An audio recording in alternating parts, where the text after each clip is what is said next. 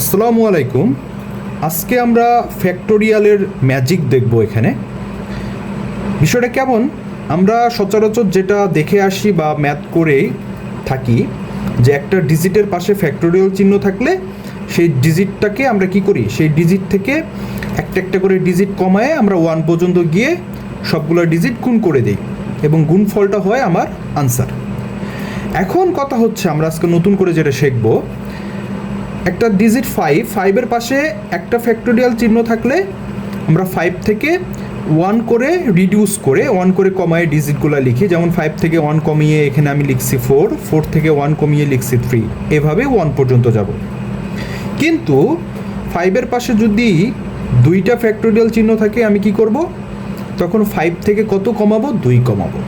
5 থেকে 2 কমাই দিলে কি পাবো, 3 থেকে 2 কমাই দিলে কত পাবো, 1। তার মানে এখানে 5-এর পাশে দুইটা ফ্যাক্টোরিয়াল চিহ্ন যদি থাকে তাহলে আনসার আমার কত, 15। 5-এর পাশে মজার বিষয়টা হচ্ছে এখানেই 5-এর পাশে যখন 3টা ফ্যাক্টোরিয়াল চিহ্ন থাকবে তখন আমি কি করব, 5 থেকে 3 বিয়োগ করব। 3 বিয়োগ করে কত পাবো আমি, 2। 5-এর সঙ্গে তখন 2 গুণ করে দেব। সো 5-এর পাশে 3টা ফ্যাক্টোরিয়াল চিহ্ন থাকলে আমার আনসার কত, 10।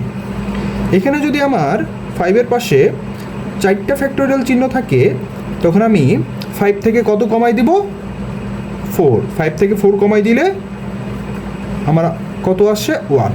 তাহলে 5-এর সঙ্গে 1 গুণ করলে আমার আনসার 5।